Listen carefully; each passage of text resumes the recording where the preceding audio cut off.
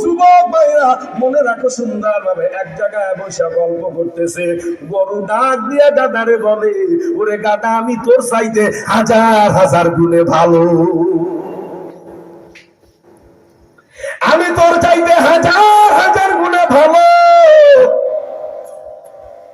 এইবার ডাক দিয়া বলে, গরু গাদারে ডাক দিয়া বলে আমার চাইতে, গাদা গরুরে ডাক দিয়া বলে আমার চাইতে তুমি কিভাবে ভালো হইলা?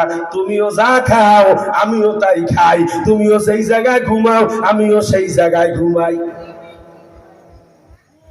ভাইরা আমার, বাবাজিরা আমার, এইবার গরু ডাক দিয়া বলে, গাদারে, তোর ভিতরে একটা বদ অভ্যাস আছে, আমি গরুর ভিতরে এই বদ অভ্যাসটা নাই। গাদার তো মেজাজ খারাপ, আমার ভিতরে আমার কি বদ অভ্যাস আছে? গাদা রে, আমার নাম হইল গরু, আমার যদি ফ্রেশ পানি দেওয়া হয়, পরিষ্কার পানি দেওয়া হয়, ওই পানি আমি গরুতে খাই। আমার সামনে যদি ময়লা আবর্জনা মার্কা পানি দেয়, ওই পানি আমি খাই না। তোর নাম হইল গাদা, ওরে তোর সামনে যদি ফ্রেশ পানি দেওয়া হয়, তোর যদি সাবমার্সেলের পানিও দেওয়া হয়, তারপর তোর অভ্যাস হইল তুই কমপক্ষে 5 মিনিট তোর থোকমা দিয়া গোলাইয়া খাও। জবানে জিকির লা ইলাহা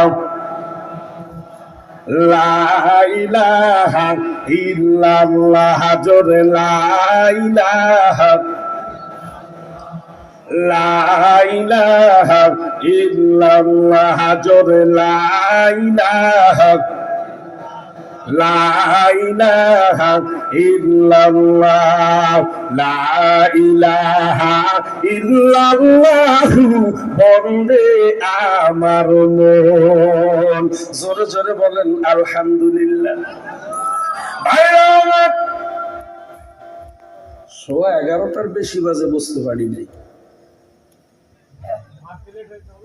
না না, আমার আসতে লেট হয় না, আমি আইছি এসার পর পরই। আমি ওই কাজে ভুল করি না। আমার দাওয়াত দিলে আমার নিয়ে টেনশন করা লাগে না, ইনশাল্লাহ আমি কমপক্ষে 1 ঘন্টা আগে বসে থাকি। আপনাদের কষ্ট হয়? কষ্ট হয়। এজন্য কমিটির পক্ষ সভাপতি সাহেব অত্যন্ত আল্লাহওয়ালা মানুষ। আর আপনারা জানেন আমরা গভীর রাত পর্যন্ত মাহফিল করি না, কথা বলেন ঠিকই না?